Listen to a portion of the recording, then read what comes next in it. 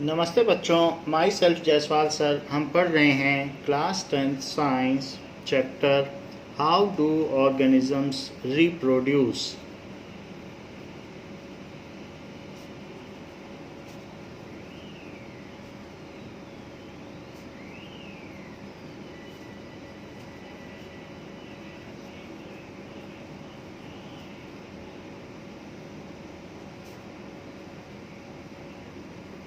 Now we might have question in our mind that reproduction is not an essential life process. If a person cannot reproduce, then also he or she may pull on his or her life, and a lot of energy is required during the process of reproduction. Then why we are reproducing? So that is the basic questions. So if we will not reproduce, then a species cannot pull on for a long period of time. That means to maintain the continuity of a particular species or the life of a particular species on earth, reproduction is necessary. The species which are reproducing at faster rate, their population is more. So reproduction is the very basic process which maintains or ensures the continuity of a species or the survival of a species on earth. And what is the meaning of reproduction?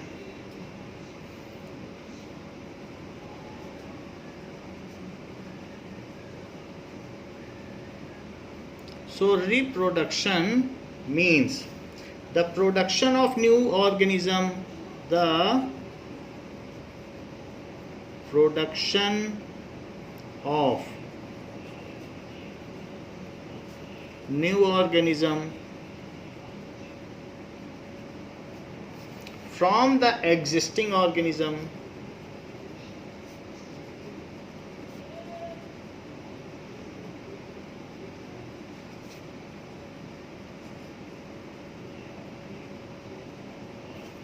of same species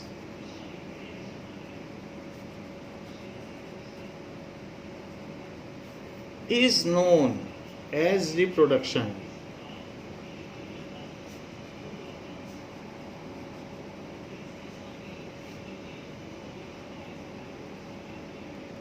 That means a dog gives birth to younger one, it is a puppy. In the similar manner, a human gives birth to a baby. So we are producing the young ones or offspring or progeny like us only, like our species only. Their most of the features, common features, resembles with the species. So production of new organism from the existing organism of same species is known as reproduction. Reproduction is essential for survival of species on this earth. Reproduction is essential for survival of species on earth. If any species loses this ability of reproduction, then the existence of that species will be at stake. उसके आगे existence होने पर ही खतरा उत्पन्न हो जाएगा. इसलिए reproduction जरूरी है जो continuity of life maintain करता है. The process of reproduction ensures continuity of life on earth. The process of reproduction ensures the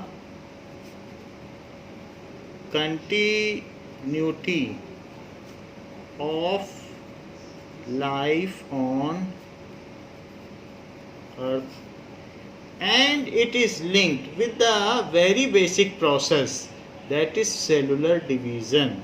So one cell divides, mother cell divides to form two sister cells, and in the similar fashion at gross level a new offspring is formed. So the key of reproduction lies at the very basic process, that is cell division. The key of reproduction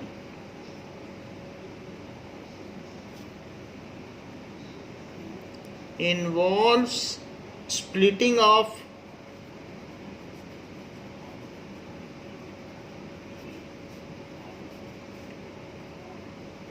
mother cell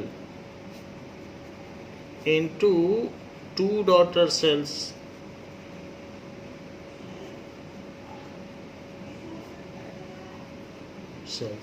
So let us see how this takes place. What is the basic of this reproduction?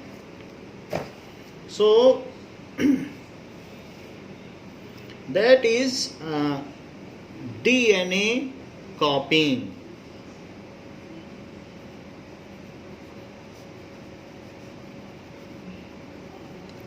Otherwise you can say it DNA replication.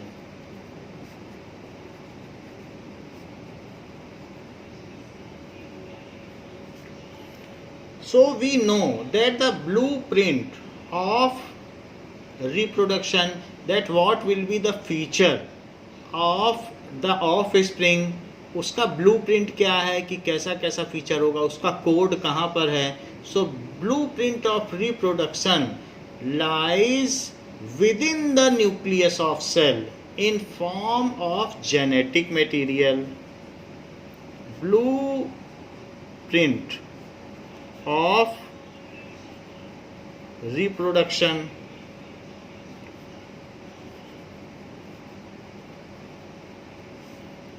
lies within the nucleus of cell in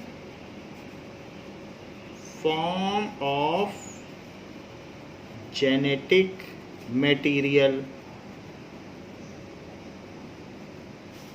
It contains code for protein synthesis, and we know protein is the structural unit for the features of us. It contains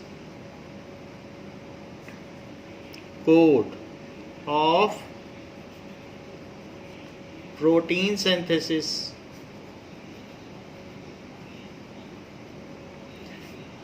protein is the structural unit of life, उसी से ही तो हमारा feature decide होता है. So protein is structural unit of life. The genetic material in condensed form is called chromosome. The genetic material in condensed form is called chromosome, which is a thread-like structure. And a chromosomes contains a number of gene, जिसकी वजह से genetic material कहा गया है. Chromosome contains a number of gene which are units of heredity. जो parents से of spring में जो फीचर्स ट्रांसफ़र करते हैं उनकी ये यूनिट है. एक जीन एक फीचर को ट्रांसफ़र करता है. Gene is a unit of heredity which is responsible for transferring of features from parents to offspring. which is responsible for transferring of features from parents two of spring. Parent single भी हो सकता है, दो parents भी हो सकते हैं। दो पेरेंट्स होगा तो सेक्सुअल रिप्रोडक्शन होगा। Two of spring, one gene is responsible for synthesis of one protein. So one gene contains code for synthesis of one protein. One gene यानी each gene contains code for synthesis of one protein.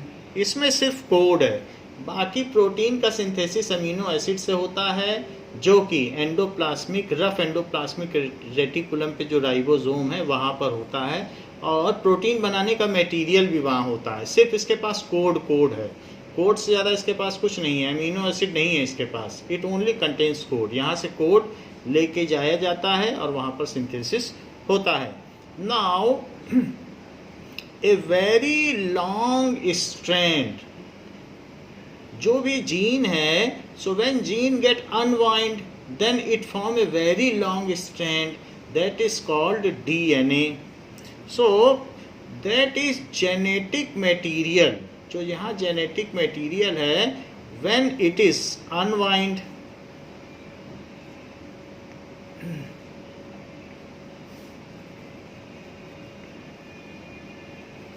in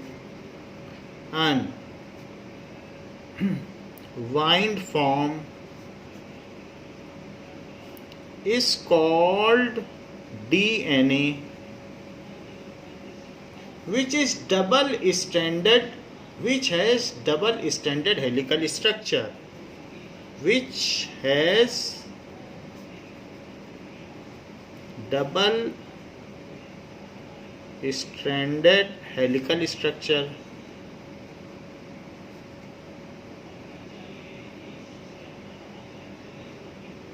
Genetic material. So how the cell division takes place? When mother cell divides into two daughter cell, this is only called cell division. So the equal amount of genetic material is to be transferred equally in both the daughter cell. Then how it is possible कि एक mother से दो daughter cell बन जाएं?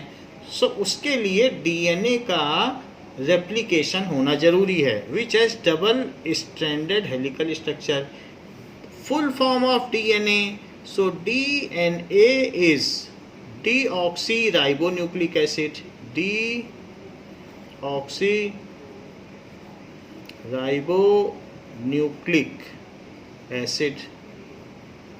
So this is the full form of DNA. So DNA replicates into two similar copies. DNA जो double helix है, ये क्या होगा, ये बीच से स्प्लिट होगा और फिर रेप्लिकेट होगा. सो replicates into two copies. It is similar copies. Why I am saying it that it is similar, not the identical, not the identical. So splitting of DNA into two similar copies is called DNA replication. So it takes place before cell division. जब भी DNA को जो genetic material है उसे double amount of genetic material में बदलना पड़ेगा, तभी दो सेल बनेंगे. जैसे एक ऑफिस में एक मैनेजर है, अगर दो ऑफिस बनाने हैं तो दो मैनेजर चाहिए. तो उसी तरीके से ये जो डीएनए का एक डबल स्टैंडर्ड स्ट्रक्चर है, तो इसको क्या करना पड़ेगा कि it is to be now converted into 2 copies. तो यहाँ पर इसमें क्या होना चाहिए कि 2 आइडेंटिकल कॉपीज बन जाए ये। So when single DNA, so it is having various bases, sugar and phosphate, and slowly it unwinds, and again 2 identical copies of DNA are formed. So splitting of DNA into 2 similar copies, it is called DNA replication. This is DNA, and now it splits and forms 2 copies. So this is again DNA, and this is again DNA. So splitting of DNA into 2 similar copies is called DNA replication. It doubles up the genetic material. Splitting of mother DNA भी बोल सकते हो, या parent DNA,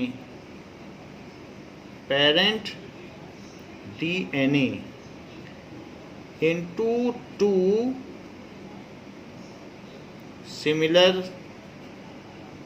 copies is called DNA replication. इसको DNA की प्रतिलिपि कहा जाता है। DNA का रेप्लिकेशन हो गया। Why I am saying that it is similar?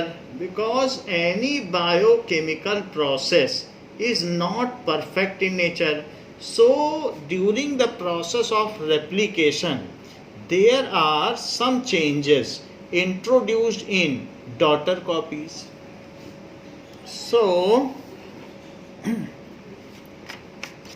the copies जो भी प्रोड्यूस हुई हैं, DNA replicates before cell division. DNA replicates before cell division.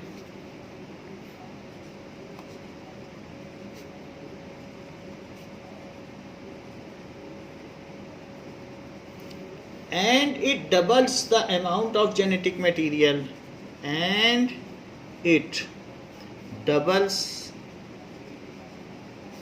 the amount of genetic material which is equally divided,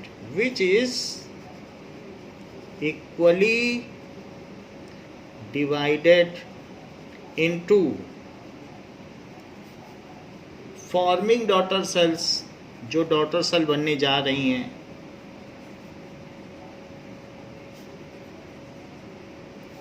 along with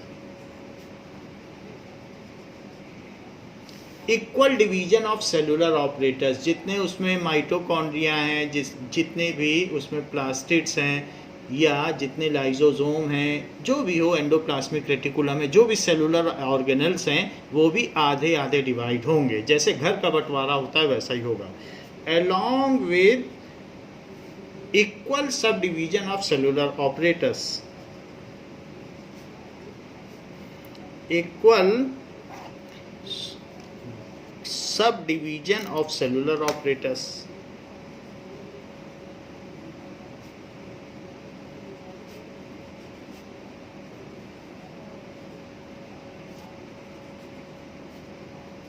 सो इस process में आधा आधा division होता है। Equal sub division of cellular operators, जैसे कि when a mother cell grows beyond a certain size, then the chromosome starts unwinding. Chromosome खुल जाएगा, and it will be now as a chromatins. इस तरीके से ये क्रोमाटिन्स हो जाएगा। This is DNA. So it is DNA के form में हो जाएगा।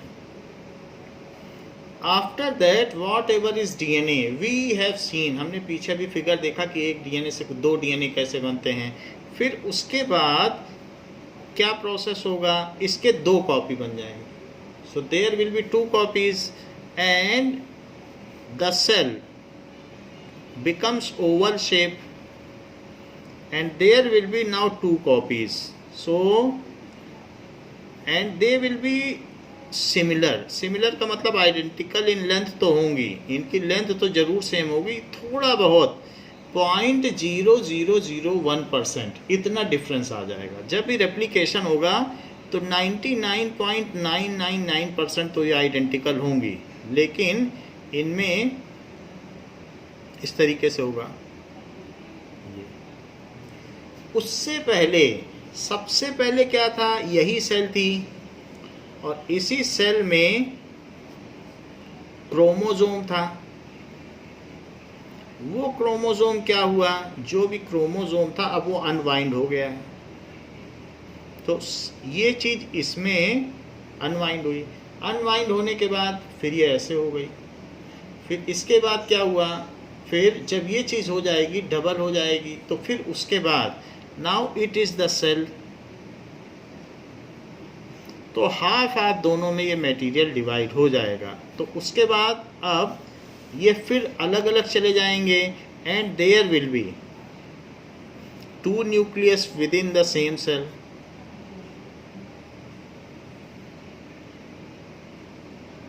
सेम सेल, तो यहाँ पर ये चीज अलग अलग हो जाएगी और जब अलग अलग होगी तो फिर से ये क्रोमोसोम बन जाएंगे।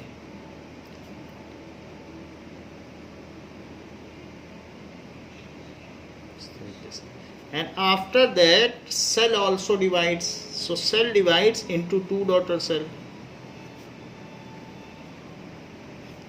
2 daughter cell. And now there will be same number of chromosomes. जो मैंने यहाँ सिंगल क्रोमोसोम के लिए किया है वैसा ही, चूंकि पेयर ऑफ क्रोमोसोम रहते हैं किसी भी सेल में, तो 2 क्रोमोसोम्स के लिए होगा। और ज़रूरी नहीं है कि सिंगल पेयर ऑफ क्रोमोसोम हो। जैसे ह्यूमन में क्या होता है 23 पेयर ऑफ क्रोमोसोम है, तो वो हम इसमें ऐसा कह सकते हैं कि मान लीजिए ये पेयर ऑफ क्रोमोसोम है, पेयर ऑफ क्रोमोसोम। तो अल्टीमेटली ये जो चीज़ होती है, तो इसमें क्या होता है कि सारे डीएनए खुल जाएंगे और फिर सबका रेप्लिकेशन होगा, ये अलग खुलेगा ये अलग खुलेगा और ऐसे ही होता चला जाएगा। और अल्टीमेटली फिर ये सारे जो भी हैं, जैसे मान लीजिए कि अलग अलग पेयर ऑफ क्रोमोसोम हैं, तो इसके बगल में दूसरे कलर का है तो वो भी है, मैं 2 ही बना देता हूँ क्योंकि यहाँ 2 हैं, तो दोनों खुल गए। तो दोनों खुल गए, फिर दोनों का रेप्लिकेशन होगा, दोनों का रेप्लिकेशन होगा तो दोनों की कॉपियाँ बन जाएंगी।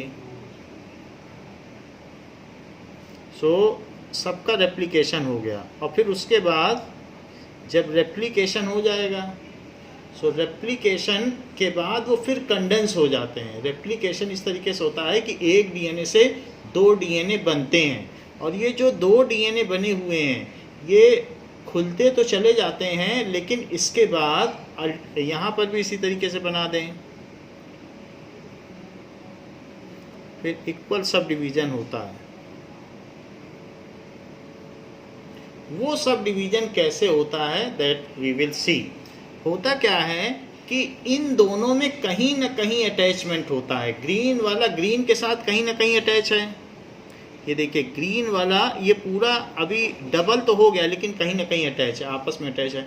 और जो ब्लू वाला है वो ब्लू से कहीं ना कहीं अटैच है, ब्लू भी कहीं ना कहीं अटैच है, ये पूरा एक है, डबल हो गया है। और ग्रीन भी डबल हो गया लेकिन जुड़े हुए हैं। जब ये जुड़े रहते हैं तो उसके बाद क्या होगा, उसके बाद फिर दे विल बी नाउ, इसमें देखिए इसके बाद फिर ये कंडेंस होने लगते हैं। डबल हो गया तो कंडेंस, जो इनका कंडेंसेशन है वो प्रोसेस में आपको दिखा देता हूँ। तो आफ्टर दैट ये इस तरीके से हो जाएंगे। पहले सिंगल क्रोमोसोम था लेकिन अब यहाँ पर ये कंडेंस हो जाएंगे और कंडेंस होने के बाद इसमें इस तरीके से होगा।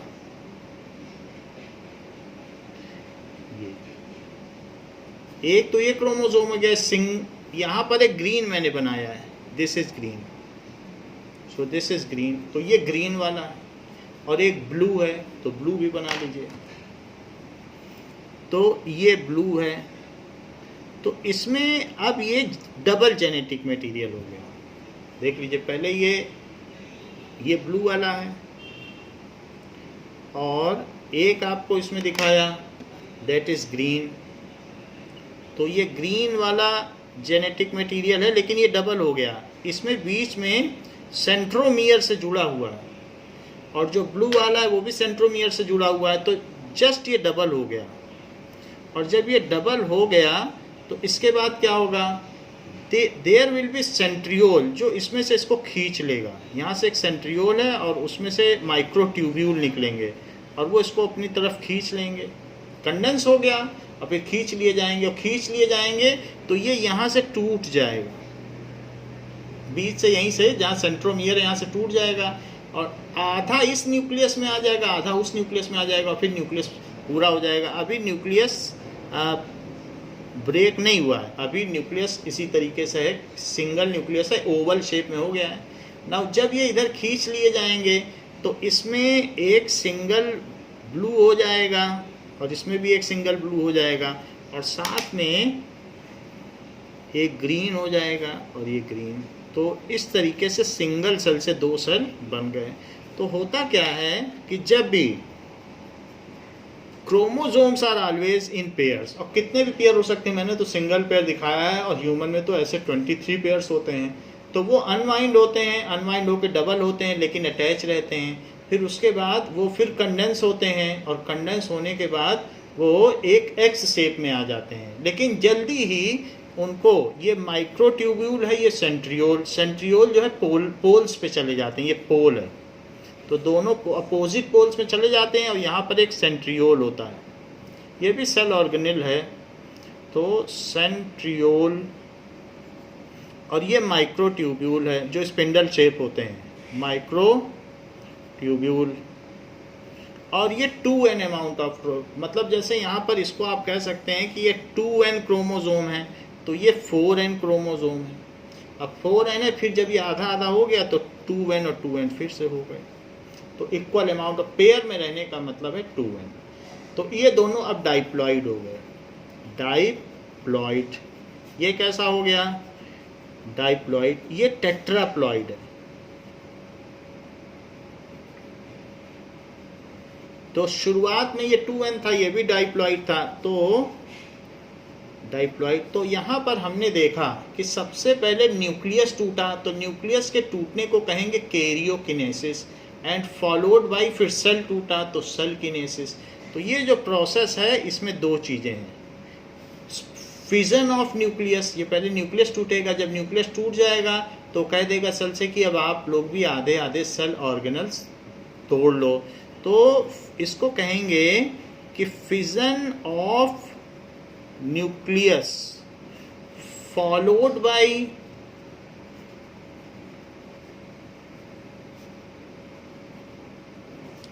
Fission of cell. तो फिजन ऑफ न्यूक्लियस को कहेंगे कैरियोकिनेसिस, कैरियोकिनेसिस, कैरियो और कीनेसिस, के आई लिखे, कीनेसिस। अच्छा, इसको क्या कहेंगे, this is called cytokinesis, cytokinesis.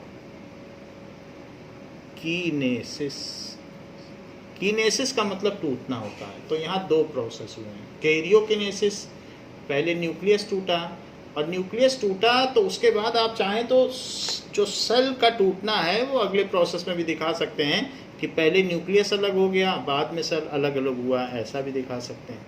और हमने तो एक साथ दोनों प्रोसेस दिखा दिए हैं। You can do like this also, कि पहले आप इसका दिखा दें, क्योंकि ये दो प्रोसेस ऐसे होते हैं। फिर उसके बाद फिर क्या हो जाएगा, पहले कैरियोकिनेसिस हो गया, अलग अलग हो गया, फिर आधा आधा इसमें लाइजोम्स बढ़ जाएंगे, माइटोकॉन्ड्रिया बढ़ जाएंगे, एंडोप्लाज्मिक रेटिकुलम, सब चीज़ों का बंटवारा होता है। तो पहले यहाँ पर जो अपोजिट पोल्स पर हैं माइक्रोट्यूब्यूल्स ने उन्हें खींच लिया है आधा आधा क्रोमोसोम। अब इसके बाद जब यहाँ पर अब ये चीज़ जो सेल टूटेगा तो कह देना cytokinesis, cytokinesis, that is cytokinesis. ये हो गया, तो 2 सेल अलग अलग बन जाएंगे। ये जो 2 सेल बनेंगे उनको कहेंगे डॉटर सेल, और जो शुरू में थी वो मदर सेल थी। So now it has split into 2 cells of equal cellular apparatus and equal amount of chromosome। ये चीज़ है, तो हम इसको कह सकते हैं these are daughter cells।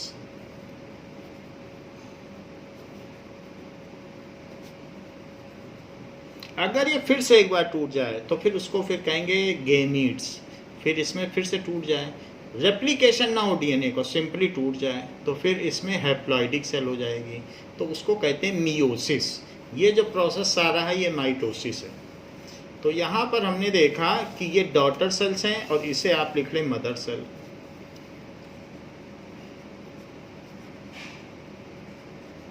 ना अब देखें, ये तो हमने देख लिया कि होता क्या होगा। Now the process of DNA replication is a biochemical process of DNA replication is a biochemical process. Any biochemical process is not 100% accurate. Any biochemical process is not 100% accurate. So there is some variation in genetic material in daughter cells. So it introduces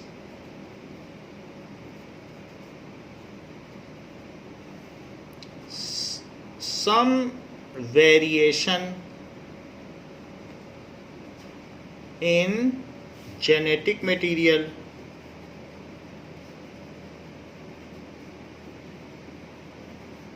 of daughter cells, due to which there is a variation in features occurs। उसकी वजह से ही feature में बदलाव आता है। due to which there may be variation in external and internal features। Externally भी और अंदर भी बदलाव आ सकता है। internal features, if these variations are sometimes these variations are so drastic that the daughter cell cannot survive in the existing climate or may die। sometimes जो ये variations आ गए हैं ड्यूरिंग रेप्लिकेशन, एक डीएनए से 2 डीएनए बन गया है, सो एक ब्लू था बाद में 2 ब्लू बन गए। So sometimes these variations are so drastic that the daughter cells या offspring डॉटर सेल्स, वही डॉटर सेल अगर माइटोसिस करते करते मल्टीप्लाई करते चले जाएं तो हम लोग बन जाते हैं। हम लोग भी अपने पेरेंट्स की फर्स्ट डॉटर सेल हैं, फिर उसी के बाद धीरे धीरे मल्टीप्लाई करके हम मल्टी सेलुलर ऑर्गेनिज्म बन जाते हैं। उसके आगे कुछ और नहीं है, बाकी प्रोसेस यही है। बस फिर सेल से सेल बनती जाती हैं और उनमें वर्क का डिवीजन होता जाता है। कई लाखों सेल मिलके हार्ट बना लेती हैं, कई लीवर बना लेती हैं, और सब अलग अलग काम में बंटवारा हो जाता है। और उसके बाद धीरे धीरे इसी सेल से जब 8 फोल्ड डिवीजन होता है तो एम्ब्रियो बनता है, फिर उसके बाद और आगे डिवीजन होता है तो फीटस बनता है, फीमेल फीटस, मेल फीटस, और फिर उसके बाद बेबी बन जाता है और फिर वो बेबी का जन्म हो जाता है। तो इस तरीके से धीरे धीरे वो प्रोसेस है।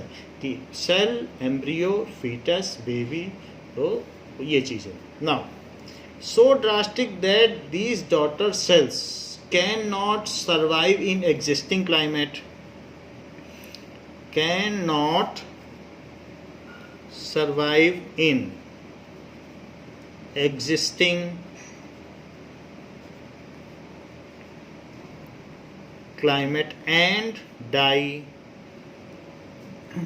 It is also possible and at other times, sometimes तो ऐसा होगा, at other times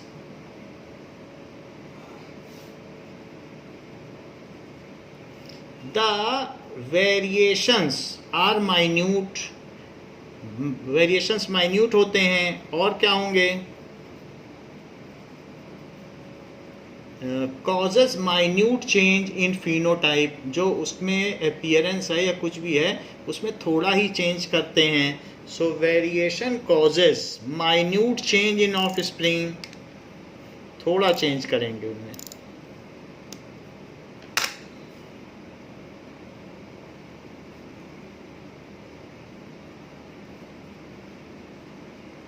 And जो offspring है can survive with variation, जो offspring पैदा होगा वो variation के साथ भी जिंदा रह सकता है. So offspring can survive with variation.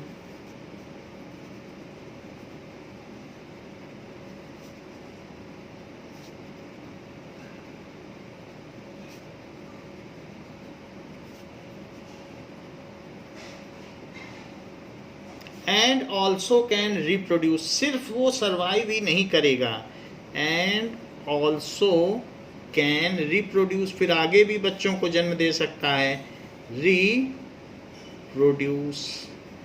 In this case the previous variations are passed on to new generations and new variations are introduced at each step. In this way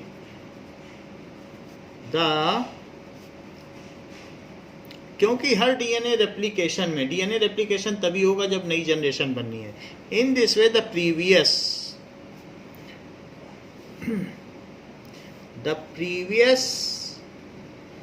variations are passed on to new generation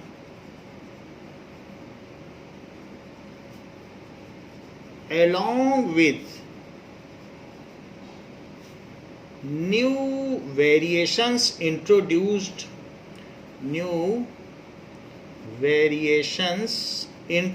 at each steps are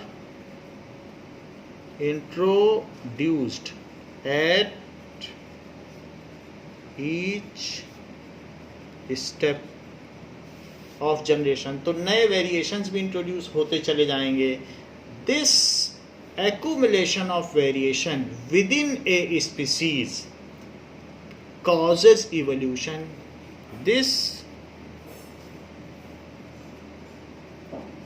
accumulation of variations within a species called evolution. It gives capacity to any species to remain survive in various changing climatic condition. अगर variations रहेंगे तो उस species से कुछ न कुछ population जिंदा रह सकते हैं हर क्लाइमेटिक कंडीशन में, तो उसके जीवित रहने की संभावना बढ़ जाएगी. These variations gives capacity to survive at varying climatic condition.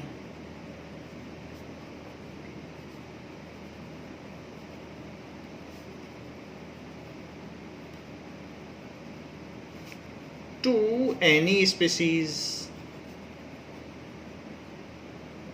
So जितना ज़्यादा वेरिएशन किसी स्पीसीज में होगा उतना उसके सर्वाइव करने की चांसेस बढ़ती चली जाती हैं. सो इसलिए variations are necessary for survival of any species. It can be concluded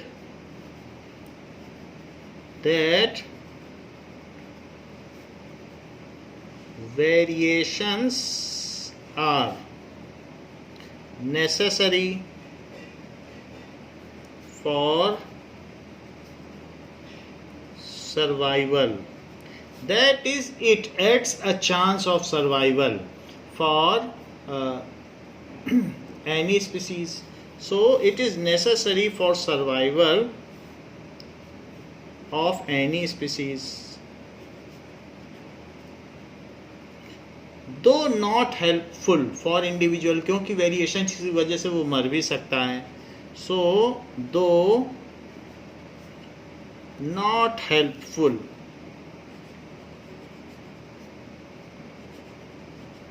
for individual,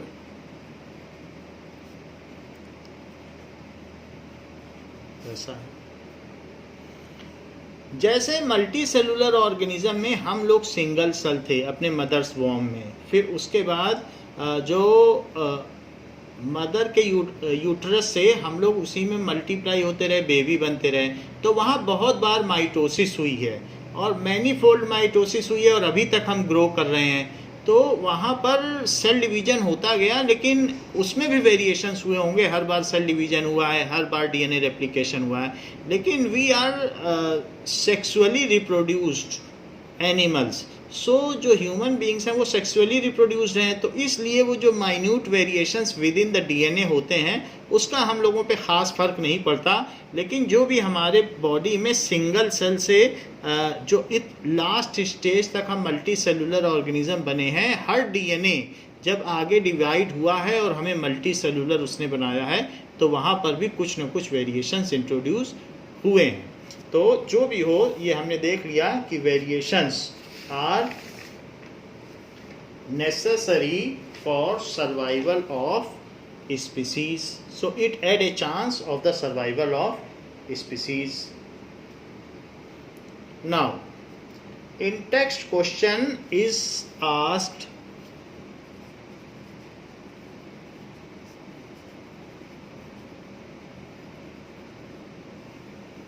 page number 128.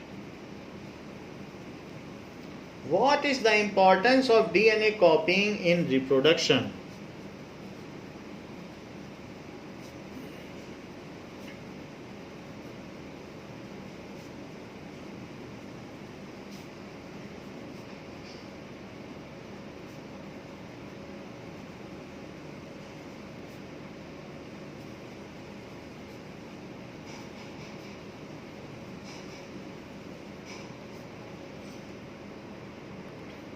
Now, the first importance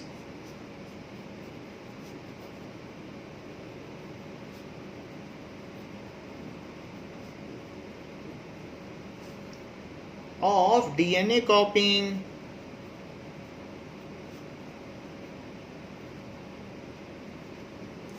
is that the characteristics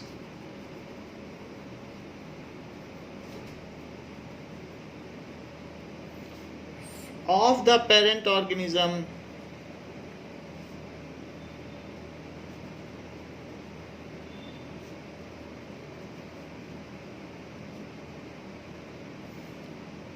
are transmitted to offspring.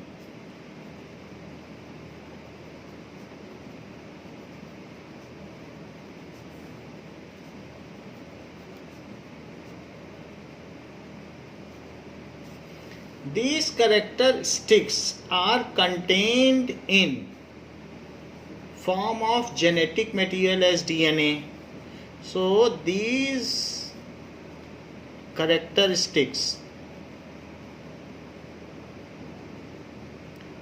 in coded form या blueprint, coded form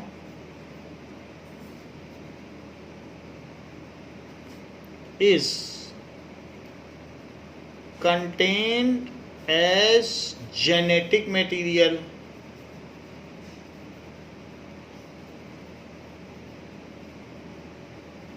in form of DNA.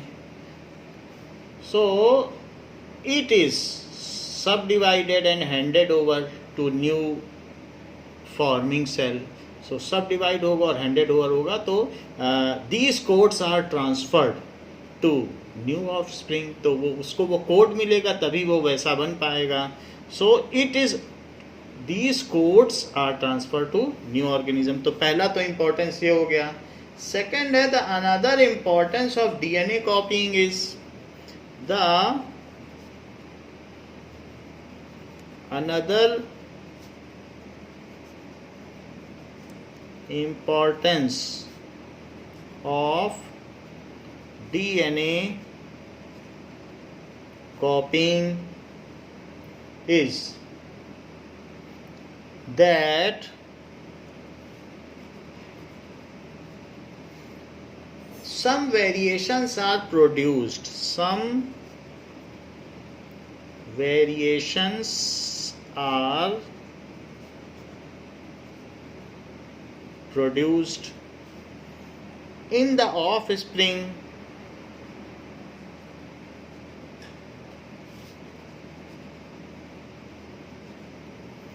during reproduction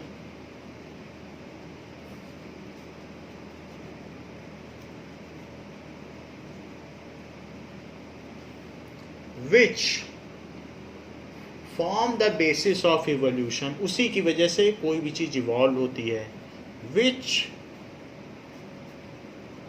form the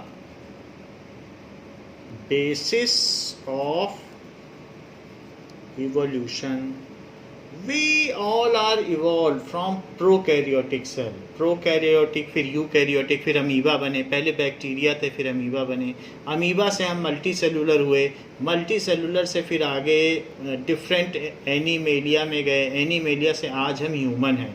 So from very primitive cell, now we are a very complex, having very organized complex body design due to this evolution only. अगर evolution नहीं हुआ होता तो हम सभी आज के आज बैक्टीरिया होते. So variation is very important because this causes speciation. different species बन गई. नहीं otherwise सारे शुरू में बैक्टीरिया ही थे. हमारे forefathers बैक्टीरिया ही हैं. So it forms the basis of evolution. So due to which in a long span of time the simpler organisms get evolved in complex organism with a organized body design. तो इस तरीके से हमारे अंदर ये सारी चीज़ें वेरिएशंस की वजह से आती हैं. तो these are the importance of variations. तो इस क्लास के लिए बच्चों इतना ही. इसके आगे हम नेक्स्ट क्लास में करेंगे. थैंक यू बच्चों.